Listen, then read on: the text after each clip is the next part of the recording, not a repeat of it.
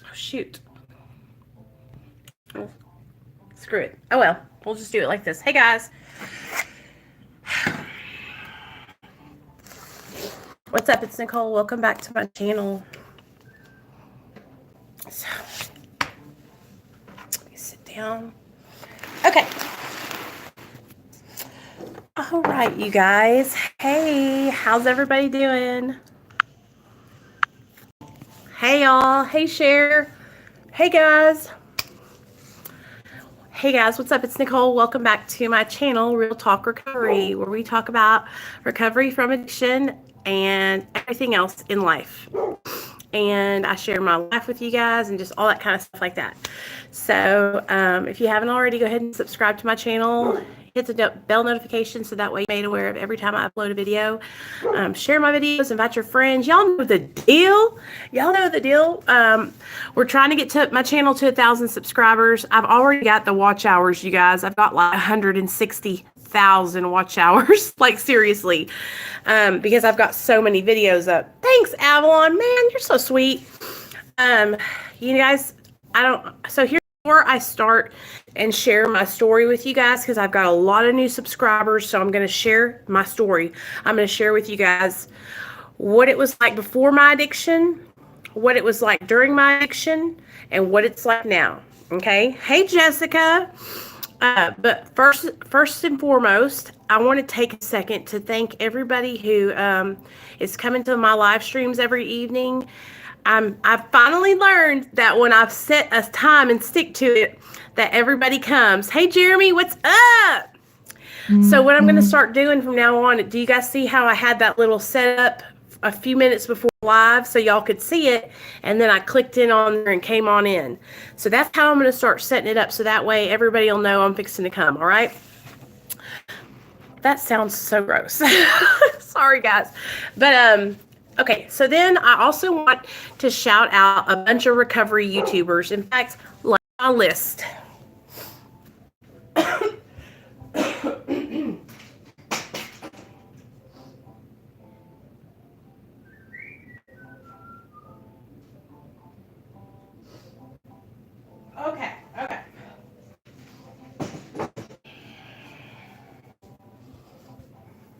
Okay, sorry about that. Okay, so first what we're going to do is about some recovery channels that I want you guys to know about. You guys probably know about a lot of them, but I'm going to share the rest of them with you. So here we go, okay? Let's just go ahead and get the people out of the way who are here right now. Avalon's Addiction Recovery. Shout out to Avalon's Addiction Recovery. Y'all, if you guys haven't already, after you watch this video, go subscribe to Avalon. These four walls, that is Jason. Okay, so now I don't think that there's anybody else here so that has a channel. So here's some addiction and recovery channels I want to share with you guys. So I have Carla and Baby. If you guys haven't checked out the Addictionary podcast, I'm serious, you guys have got to check this out. You can listen to them on SoundCloud. You can listen to them on Stitcher, on Apple Radio. Like, I'm obsessed with it's Megan and Bobby, and it's just a good podcast, you guys. They're both in recovery. It's a father-daughter duo, and I listen to them when I'm at work every day, and they have so many episodes. It's like 80 episodes. Y'all are welcome. Rockin' Roberta. Roberta took a little time off, but she's got so many videos from the back in the day when she was tapering off Suboxone and stuff, and so for my girls that are on MAT that want to follow her, you can do that. Oh, y'all are welcome. Don't worry about it. So then there's, okay, also Talk Sober. These guys talk sober. They do live streams also, right? And I think they're both recovering alcoholics, and they do a live stream like every single day, you guys. And I learn a lot from watching the channel about the disease of addiction. And I'm pretty sure they're like 12-step guys. SoberTube is my friend Brian. Finding Zeke. Kicking Addiction. Addict to Quit with Zach. Her Opiate Fix. If you guys don't subscribe to anybody in this list, go subscribe to my brother. my loyal friend till the end, her opiate fix, aka Leonard. Leonard has 21 years sober. He's probably got the most years sober out of all these people on this list. And he is just the most humble, amazing, kind, giving, generous, dependable, loving person I've ever met in my whole entire life. He's outstanding. I adore him. Adore him. Opiate addiction support, Jessica Kent, Doc Park, CD Recovery, and ND. Oh, and Megan Fitzgerald. Megan Philpatrick. That's what it is. She also is on medically assisted treatment, and you guys, I think, will really like her videos. She's also going to college to become a psychologist, and she's like really smart. So, I shouted out Jason already. So, okay, guys. So this is the deal. I know I got a lot of new subscribers, so I thought what we could do, since we've been reading through the big book the last 2 days, and yesterday we talked about the 12 promises, and I shared with you guys how each one of those promises has come to fruition, came true in my life. I never thought that when I got sober I would have. First of all, I never thought that I could reach that point of like happiness and freedom, like the people in the meetings that I would see. I would hear them sharing their story like I'm about to share with you guys. And I would think, that's never going to be me. I'm never going to be able to reach that level. You know what I mean? I'm never going to be able to be free. And that's exactly how it felt, because my addiction was like chains.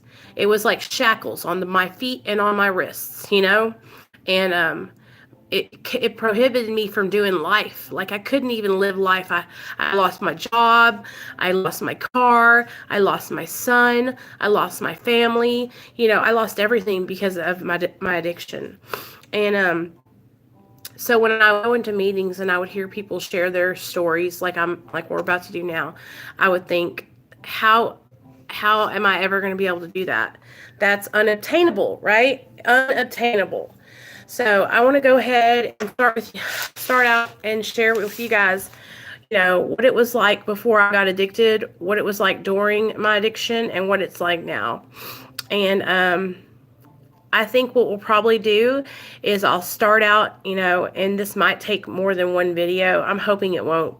But I really want to spend time and explain to you guys what it was like, you know, for me. So here we go. So I'm going to start out and tell you guys that my name is Nicole, and I'm an addict. My sobriety date is July 13th of 2015. And I do utilize a medically assisted treatment program, and I'm going to get to that, but you're going to have to hear the story so that way you know when that comes into play. So, growing up, well, first of all, let's start out. I was born in New York. Okay. Hey, Amanda. My dad is Italian and my mom is Mexican. And my parents met while they were in the Air Force. So I remember them telling me the story about they were actually on base, and my dad had ordered a pizza, right? And my mom and dad they were all eating it, all the Air Force guys and girls, and there was one piece left, and my mom wanted the piece, right? Hey, Joe. And so he said, you want that piece? You got to go on a date with me. And so my mom was like, okay. And that's how they met. And they've been together ever since, you guys. So when my mom and dad had me, they were living in the basement of my grandma's house, okay, in Long Island, New York, you guys. And they were living in the basement of my grandmother's house. And my dad and my mom, you know, loved my grandma, but my grandma didn't accept my mom because my mom is Mexican. And my mom is Mexican, like straight Mexican. My mom had to learn how to speak English.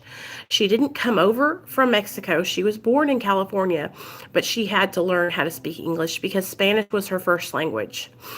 When she was growing up, she went to Catholic school, and her mom would, send them there, and the nuns would, get on to her for speaking in Spanish. They would actually slap her wrists and slap her knuckles with rulers when she was speaking Spanish. So she had to learn how to speak English. So they lived in the basement of my grandma's house, and it wasn't working out. Like, my grandmother did not accept my mom because she wasn't an Italian woman.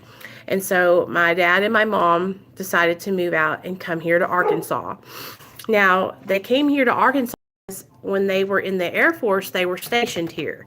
So that my dad said, you know what? A good place to raise a family is that little state, Arkansas. Let's take Nicole down there and let's raise our family there. And so that's what they did. Shortly after, my sister Michelle was born, and then my sister Christine. So I'm the oldest of 3 girls: Nicole, Michelle, and Christine. The way my mom tells the story is that I was supposed to be boys. I was supposed to be Nicholas, Michelle was supposed to be Michael, and Christine was supposed to be Christopher. That's how bad my dad wanted a boy. Well, but he did not get it. So, the earliest memory I can remember of my childhood, is we had this giant playroom. And it was like what my dad had done. He had a carport, right? And instead of leave that carport open, he put walls all around it, carpeted it, and made it into a playroom for us kids. I mean, we had every toy y'all could ever imagine. We had all the Nintendos. We had everything. A TV in there. We had all these little tunnels and things to make forts with. We had Barbie dolls. We had My Little Ponies. We had baby rabbits, live ones. We had baby hamsters, live ones. We had dogs. We had cats. I mean, anything we wanted, my dad would get it for us. My dad got us all those things because my dad worked overnight, you guys, and he was starting his way up at the Postal Service. And so he worked as a night clerk where he would sort the mail. So I think, and this is just my theory, I haven't ever asked my dad this, I think that my dad felt like he didn't get to spend a lot of time with us.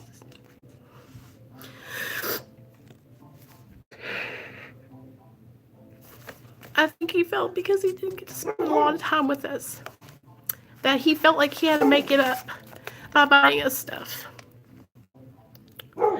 And we weren't rich. My mom didn't work a job. My mom didn't work until I think I was about 10 or 11. So, my mom is at home with 3 girls, and my dad's working overnight. And so, I just remember, like, we had everything we could ever want. You know what I mean? Like, but we knew, here's the thing, we got what we wanted, like, toys wise, but my dad always, like, really emphasized how hard he had to work to get us those things and how much money each thing was. And the minute we got old enough to start doing chores, my dad started giving us chores to do, and that's how we could make our little extra money if we wanted to. So I think the youngest time I can remember when I was in school was I was in 3rd grade. And my teacher was Miss Rice. I can remember like it was yesterday. And my mom used to part my hair down the middle like this and put my hair in little pigtails like that. So I would go to school with these long pigtails, right? And not only that, but we were Pentecostal. So we didn't cut our hair. We didn't wear pants. We didn't wear shorts. We didn't wear makeup. We didn't wear earrings, nothing. We had to wear dresses. And everything had to go past your knees and past your elbows. So I was already different because I was Mexican, and then I was already more different because I couldn't wear the same clothes the other kids wore. And because my mom like my dad focused so much on buying us nice things for like to play with, my mom would sew our clothes. And y'all, my mom, she is a seamstress for real. She can make a wedding dress. Like she made my best friend's wedding dress and her bridesmaid dresses. That's how good she is. So it wasn't like these dresses were like ugly or anything, but like I couldn't dress like the other kids. So I started school and I was a brown kid with all white kids, and I had to wear dresses. So I was already like experiencing like not fitting in from a very young age. And I felt that. Like I would go into school and I felt different.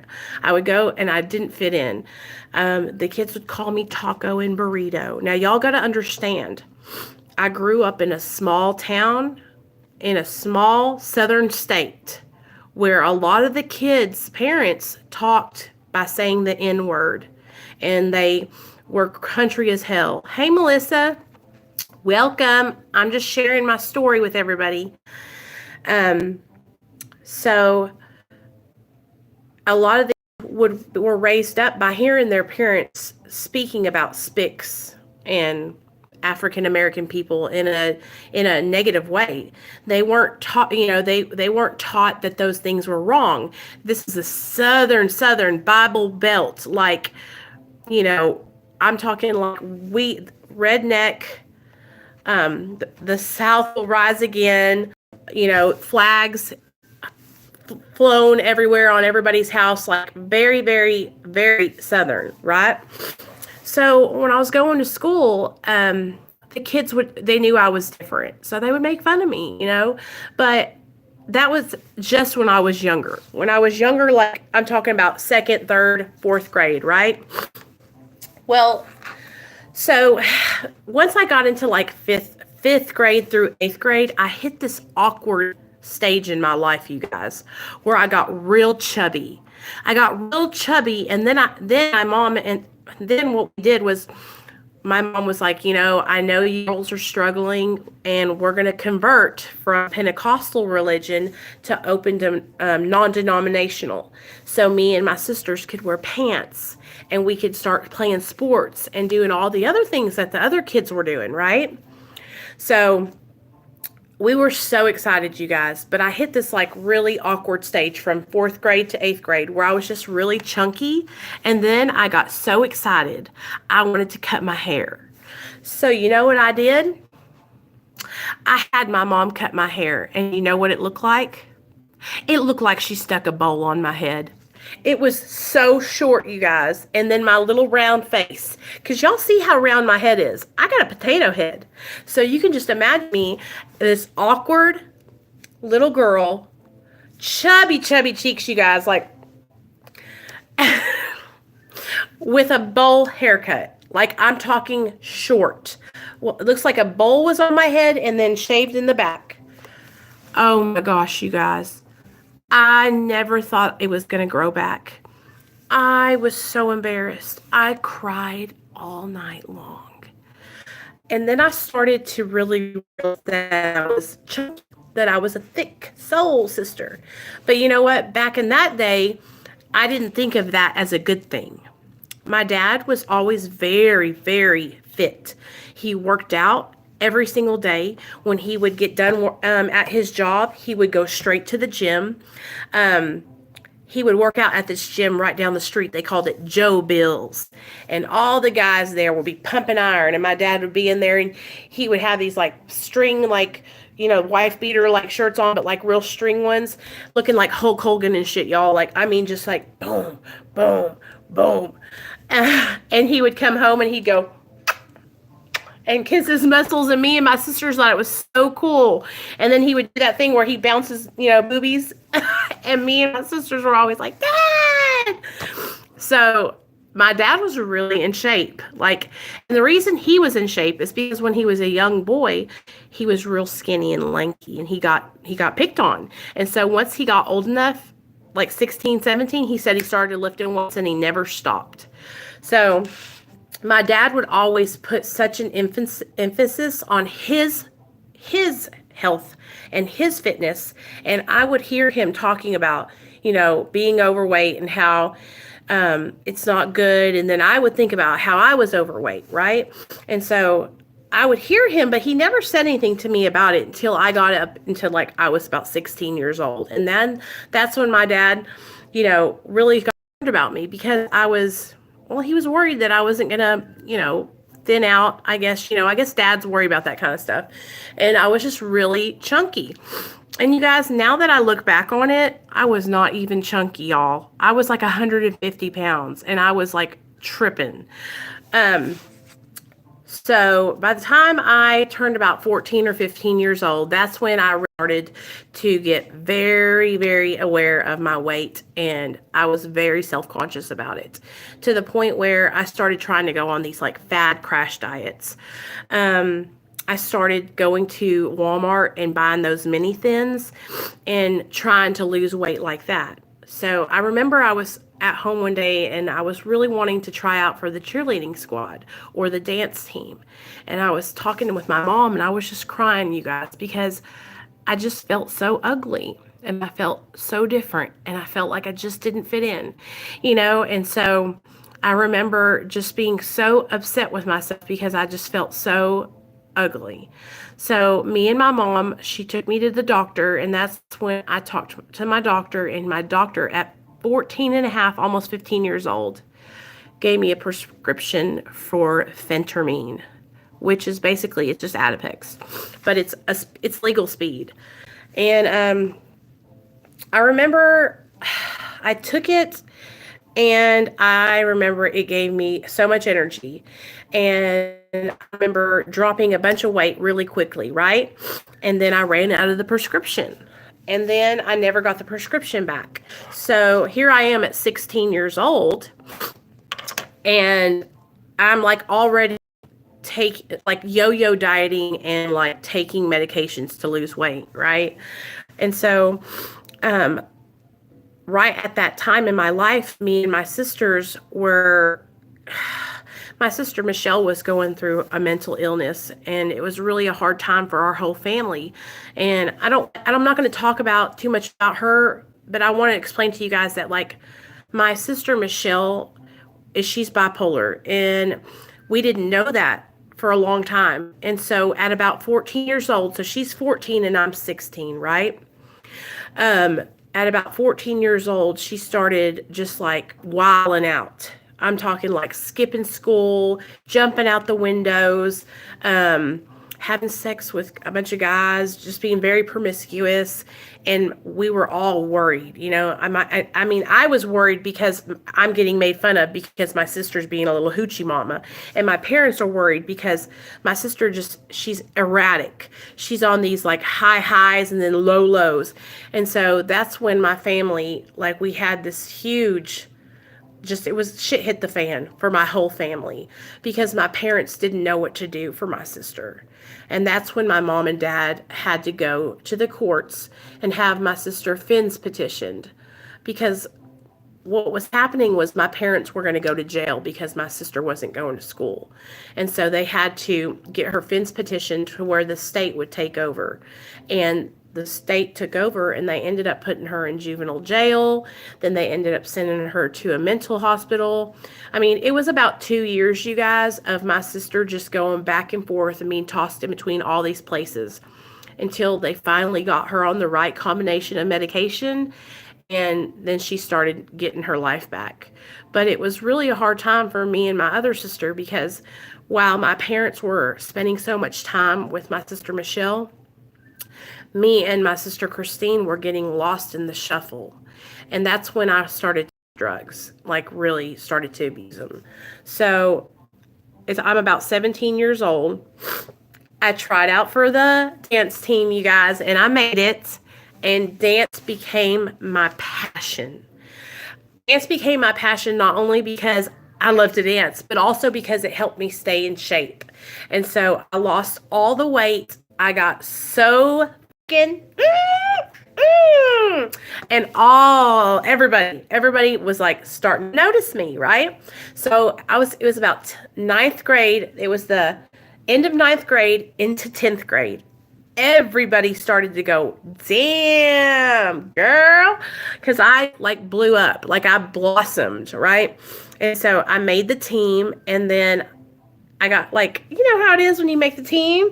And so I was dancing, and I took on to choreography so quickly.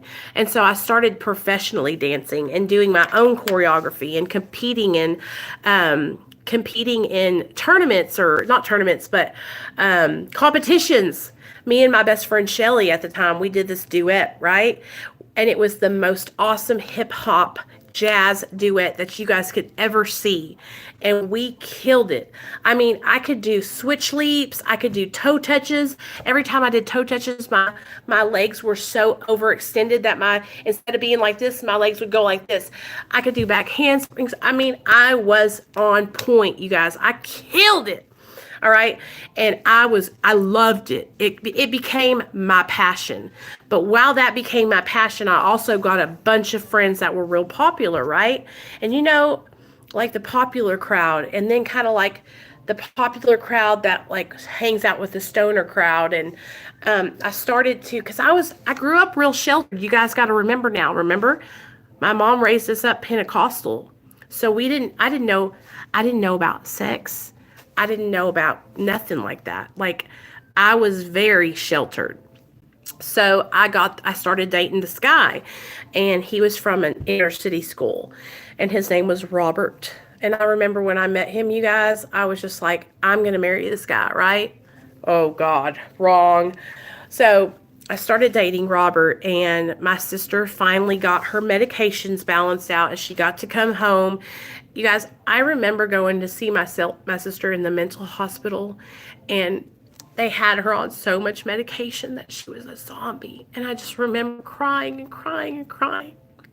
Me and my little sister were so worried about her, because we all grew up so close, we would not, me and my sisters, Michelle and Christine, we go hard for each other. I would whoop bitches' asses for my sisters. Like, I didn't give a damn. And my sisters would do the same for me. They would come up inside the school and just anybody that tried to fuck with me. And that's how we rolled. We rolled with each other. It was 3 deep, the DeMeo sisters. We were always together, and if we were separated because we were in different buildings in school, then my sister Michelle, everybody knew her as the crazy sister, and she would just leave out of class and come into my building and say, take me home. So-and-so's fucking with me. And so that's how it was. Like, they ended up kicking my sister out of the school. And I remember my parents were like, what are we going to do? Michelle got kicked out of school. And so my sister started going to this other school in the country called Cutter. And me and my sister Michelle stayed at Lake Hamilton. So anyways, I started dating Robert. And that's when I started using drugs, because he used drugs. And so you guys remember, like, I got prescribed the phentermine. Y'all remember, like, when I was 14, and that was the first time that I had ever had like a substance in my body that was a narcotic, it was speed, legal speed. But at that time, like, it was doled out to me as prescribed, but I liked it, So, but after that, I was too young to even understand what addiction was. So fast forward to I'm 17, and I started dating Robert. And I started getting like introduced to all these different substances. We would have like keg parties, and I would go to these guys' houses, and everybody would be tripping acid. And those were just the kind of guys I was hanging out with, was older guys, I would get done at a football game because I played the clarinet. I was second chair, and I also was on the dance team. So at the football games, what I would have to do was I would have to march with the marching band. And then I would hand my clarinet over to the girl beside me, and I would run across the field and then go get in line with the stepping wolves. And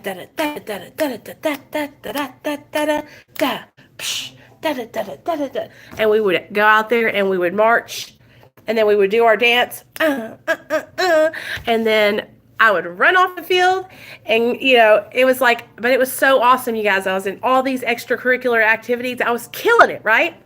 This is my sophomore year of high school. I'm killing it. I'm doing so good. We got trouble back at home, right? We got trouble back at home. My sister's struggling. My baby sister Christine, she gets lost in the shuffle. My grandpa dies. Okay. My grandpa on my dad's side passed away, and I remember this really, really, really specifically because that was the first time I ever seen my dad cry. And my parents were like, listen, we've got to go to New York, and you girls are going to have to stay here. And what they did was they ended up having my mom's friend Nancy come and babysit us. But little did my mom know that Nancy was strung out on meth. And you guys, she's dead. R.I.P. Nancy. She ended up passing away because she got killed in a house fire where a meth house blew up. True story. So Nancy was like watching my mom and dad's house for them while they were gone, and I was taking me and my sisters back and forth to school, and all that kind of stuff. But she would come and make sure that she stayed at night with us. It was really sad, you guys, because she was one of our Pentecostal friends that my mom met from the church. And so she had this ex-husband that would come over to her house all the time, and then they would end up doing meth together, and he taught her how to cook it, and then she just got so bad on it. But she was babysitting us before she had gotten real bad on it. And my mom to this, she'll go, I knew something was going on. And she goes, now that I know what that looks like from dealing with me, now she can see all of it. Now she's like, how did I miss that with Nancy? But she didn't know, she hadn't been through addiction before. And that's what happens. Like a lot of people, they've never been through addiction, and they don't have anybody else that's been through addiction. So when their child or their loved one's going through it, they don't know. They just think it's like depression or anxiety or erratic behavior, or they're just going through something, right? You're okay, girl. So me and Robert okay, let me get myself on track. Okay, so I'm in the band. I'm playing clarinet. I'm doing the dance team. Life is going good for me in school. Okay, then I graduate and I move into my junior year of high school. And my junior year of high school, you guys, is where I just started not giving a shit. I started hanging out with this girl named Jessica and my best friend Jerry. And they're still, Jessica and Jerry are still my friends to this day. Jerry's gay and Jessica is another girl. And what we would do was we would, skip class and go smoke pot. We did it every single day. And so what happened was I progressively started just skipping more and more and more school just to smoke pot. Well, I would go out with Robert and all his friends on the weekends, and that's when I had tried. I'll tell you guys a story about how I tried cocaine for the first time. And that's kind of how, like, stimulants got introduced to me. First, when I was 14 with the phentermine, and then here with the cocaine. So we had went out to this huge lake party. Everybody was out there. We would go to this thing called the Sandbar. And this guy named Joe, I remember like it was yesterday, he had long brown hair. He was one of Robert's like real hippie friends. He always had either acid or ecstasy or cocaine or something like that. Well, he had a bunch of cocaine, and he was like, hey, have you ever done this? And I remember Robert, you guys, he was always so against me doing anything. But I was like, no, I want to try it. Me too, Brandon. And so he gave me some. I tried it. And I remember going and then going underwater because we were at the lake and coming back up. And I was just like, blah, like this is it. This is where it's at. And so right then when I started like really abusing the pot and then doing cocaine, that's when I was like, you know what? I like drugs. I want to do drugs as much as I can. Like, I would go around people that had drugs, and this is my junior year of high school, you guys. I started just skipping school every day. I started leaving my parents' house and not coming home at night. I started going and staying in Malvern, Arkansas with my friend Leanne and just not coming home.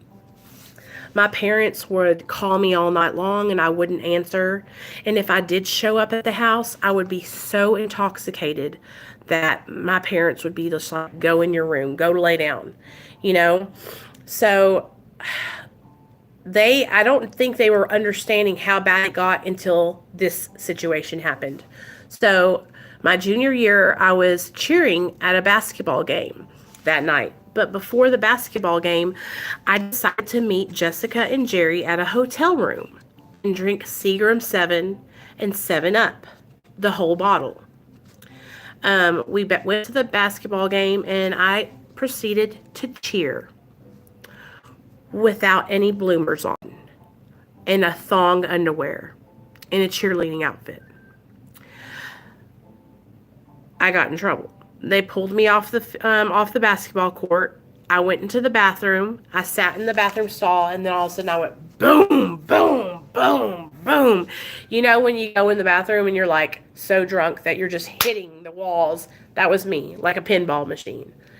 I came out of the bathroom and I was like, yo, I need to leave. I'm going to go to jail. So my friend Jessica grabbed her friend Shane and they were taking me out to my car. And that's when the principal tapped me on the back and said, oh, no, ma'am, you're not going anywhere. And he called the law.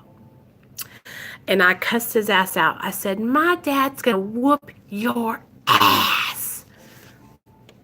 Needless to say, I went to jail that night for a public intoxication. And my parents had to come get me out of jail. And that's when my mom and dad figured out how bad my addiction was. That's when we were sitting in the car and I was drunk as a skunk and I was telling them everything. And at this time, at a junior in high school, I am snorting cocaine, smoking pot, drinking alcohol like a 25-year-old person, like a grown person, you know, and my parents couldn't get control of me, you guys, because I was running crazy. Me and my sister Michelle, we would buddy up with each other and we would cover each other's backs. I would sneak out and I would cover for her. Then she would come back and I would come back and she would sneak out and vice versa. And so my parents were having problems keeping up with me and my sisters because we were double teaming them. And then my baby sister Christine was just kind of like, I'm not getting in that mess. My baby sister Christine, she's not an addict.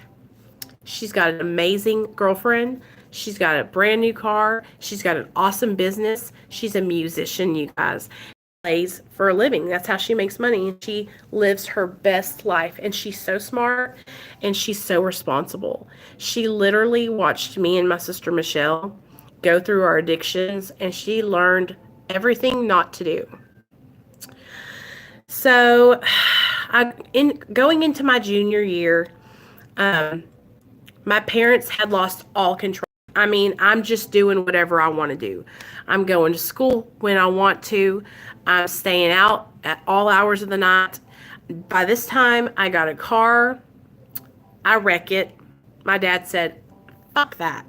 You're paying me back. And I had to work the whole summer to pay him back the $3,000 that he spent on this car for me. And it was like a nice car, you guys. Like, it was mint condition, blacked out windows, stereo. I mean, he got a deal on it. It was a really nice car.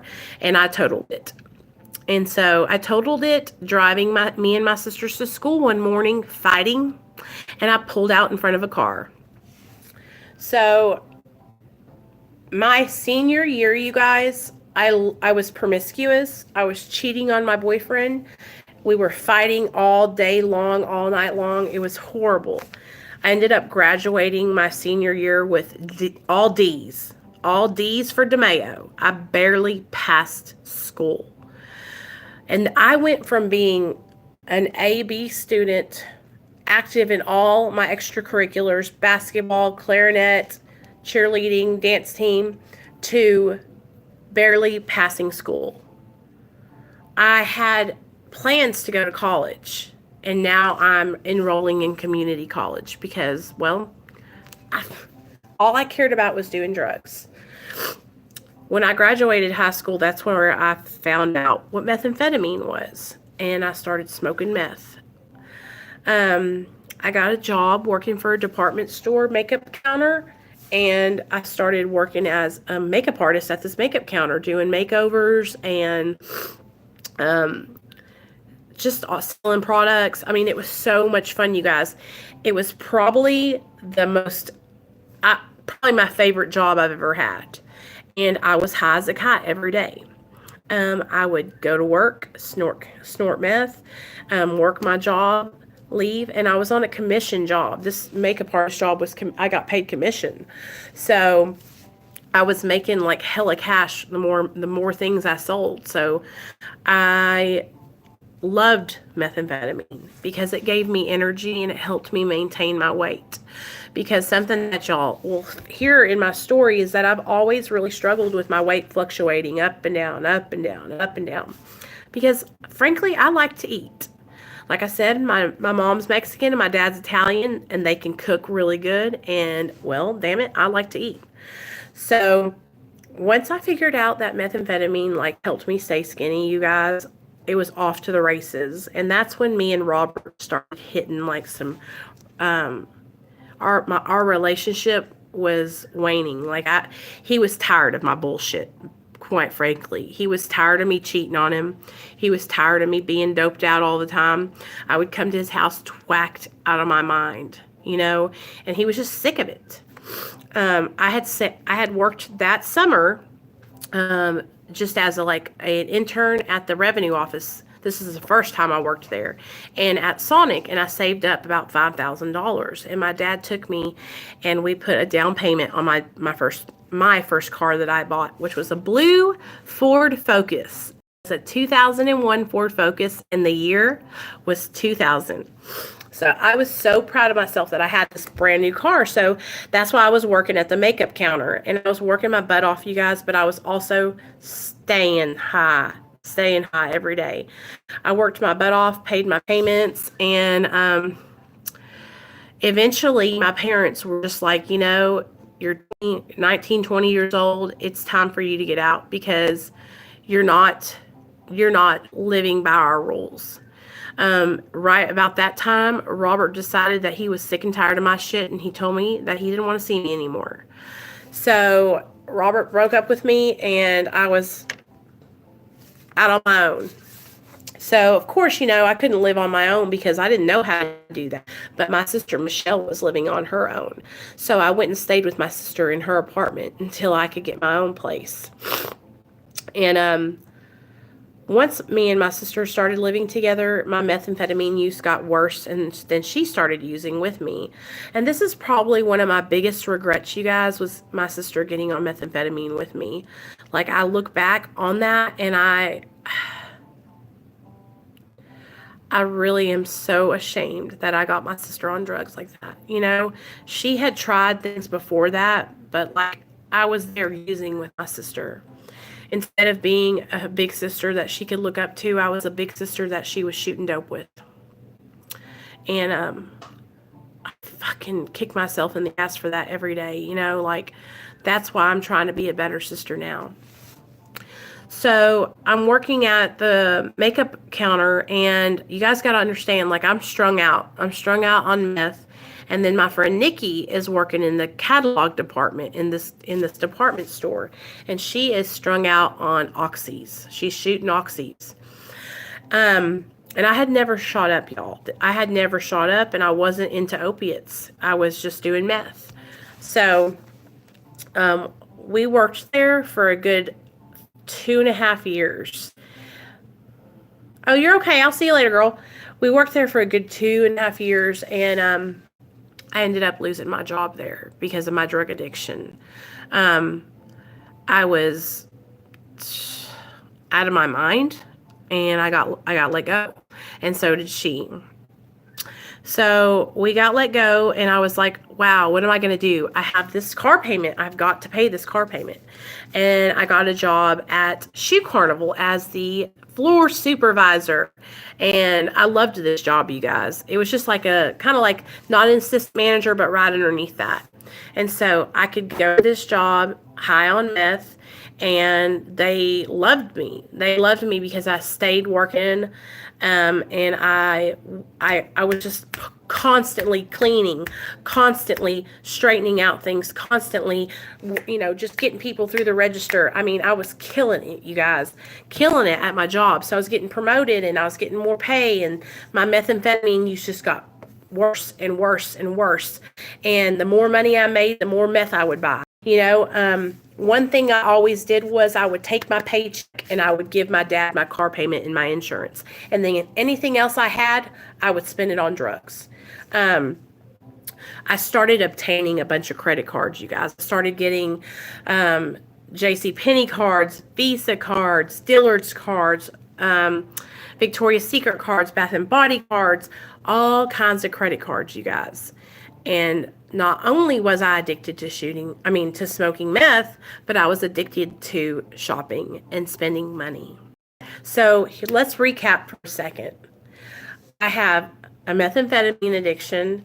I have a food problem because the weight fluctuation, and I have a shopping addiction. So when I tell you guys that I'm a polysubstance addict, a polysubstance abuser, I'm not lying to you. I am characteristic addict. Like I'm addicted to anything I can get addicted to. If I can get addicted to shopping, I'm going to get addicted to shopping. If I can get addicted to working out, it's like I get addicted to everything that I do because I don't just do it halfway. It's like with this YouTube thing. I get addicted to this. I upload videos every day, and sometimes it can be good, and then there's other times it can be bad. And so that's what I'm always working towards in my life is balance. But for me, it is a challenge every day to have balance because I want to go balls to the wall. So,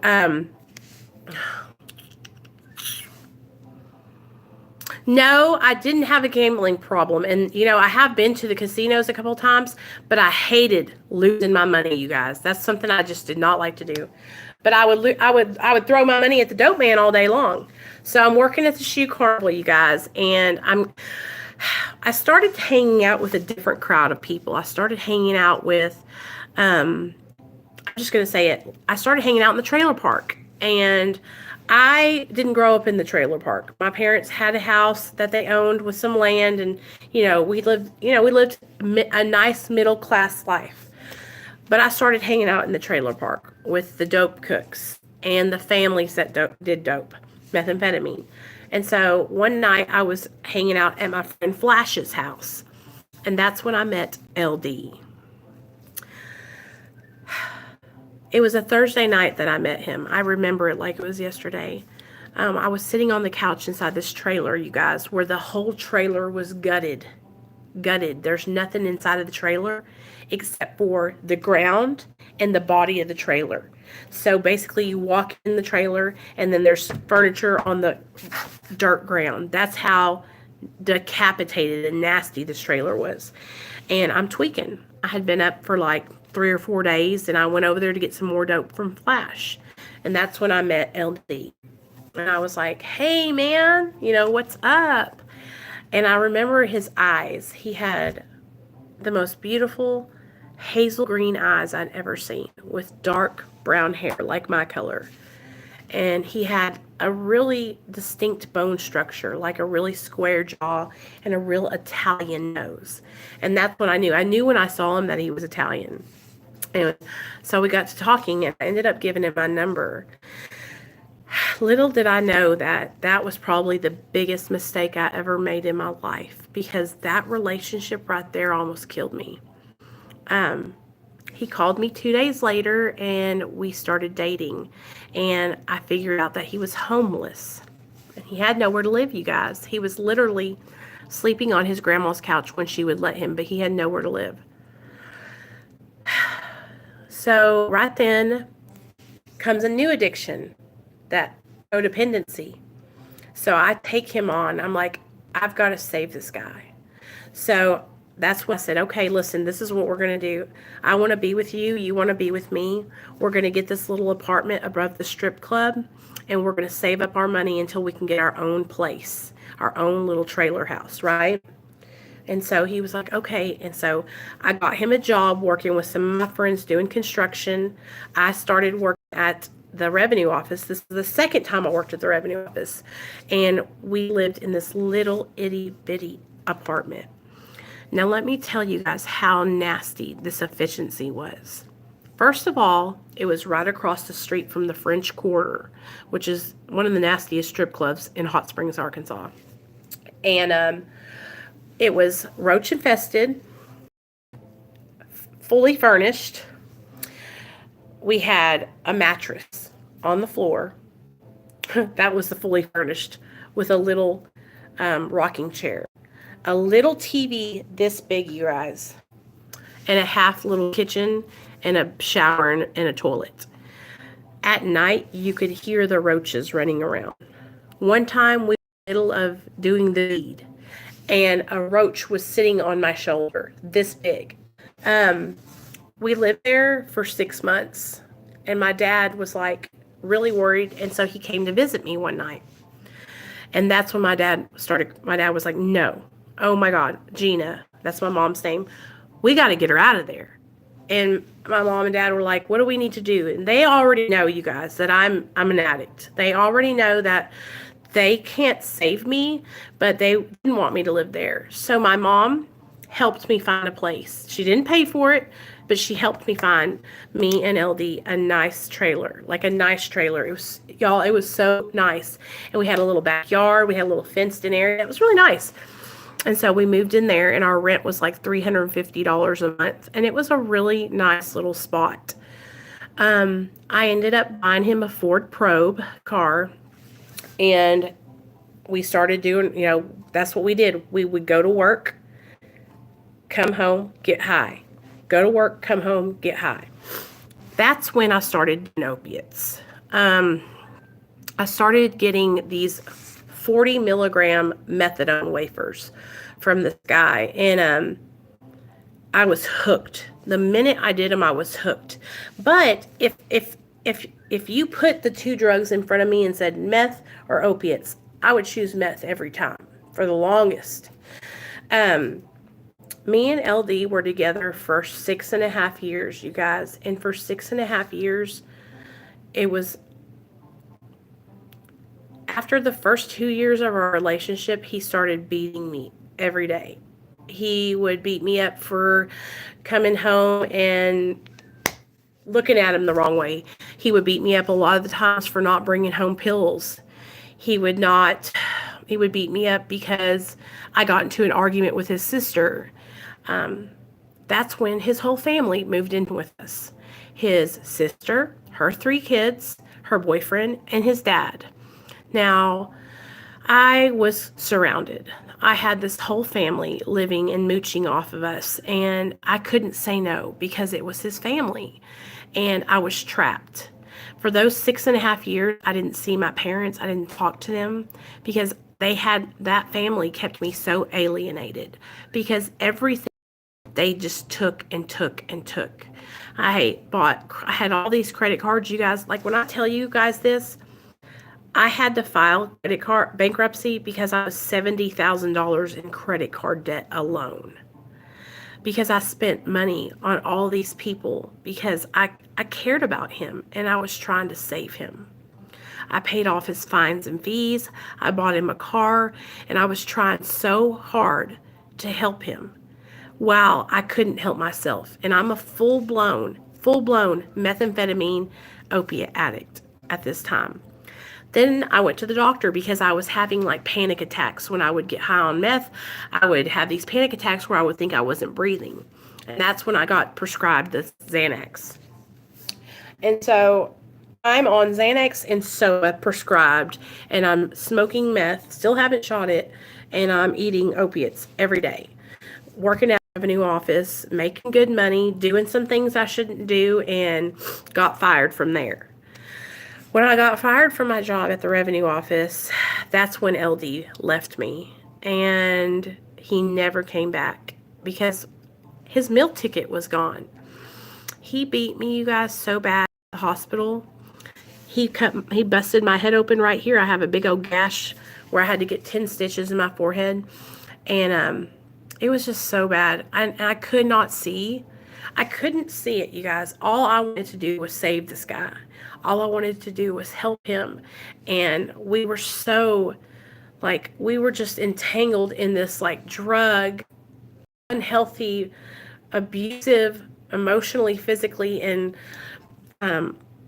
verbally relationship. And once he left me, his whole family detached from me, and I was left for all by myself.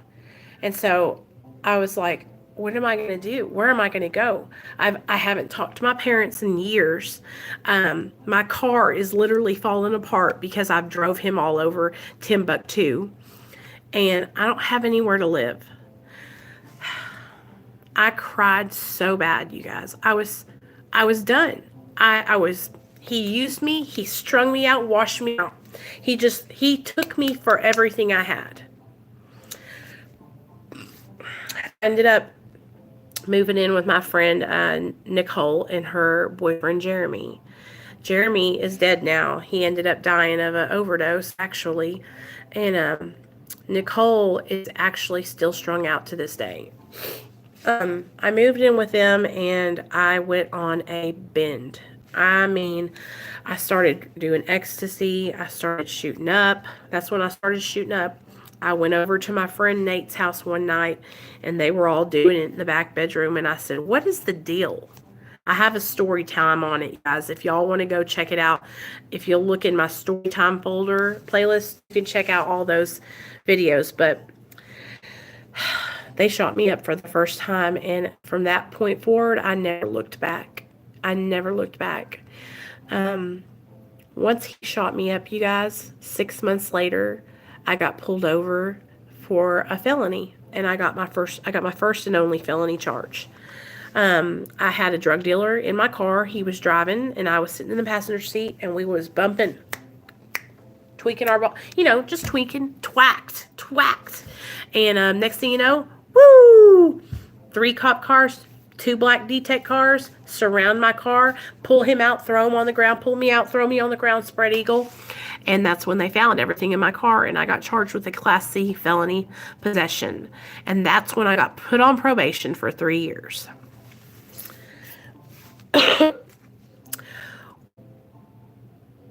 In between me getting put on probation, I went to treatment at this place called Quapaw House, and that was my first ever time to go to treatment because I knew I needed to get some help, and I was really fucking up my life. Well, I got out of that treatment center, and I went right back to doing the same thing, you guys. And you guys gotta remember, like, my parents are devastated. I just get this felony charge. People in my parents' house phone up because the creditors are calling because I've got all these bills, you guys. I mean, I was working, so I was paying all my bills, and I was staying high, staying high. Everybody in the town that I grew up in, they all, like, that's why I didn't move back there, because everybody knew that, it was a small town, everybody knew my family, and the jobs that I would get, they would keep me there because they knew that they didn't want to let me go because of my family. So I would stay high, and I would keep these jobs, and that's how I kept everything afloat, Well, once LD left me, I went off the deep end. I didn't have shit. I didn't have a job. I didn't have a pot to piss in, you guys. And when I caught that felony charge, it was only a matter of time before I got sent off to prison. It was such a crazy, crazy situation. So this is what we're going to do, you guys. We're going to stop right here. We're going to stop right here at my charge, catching my charge.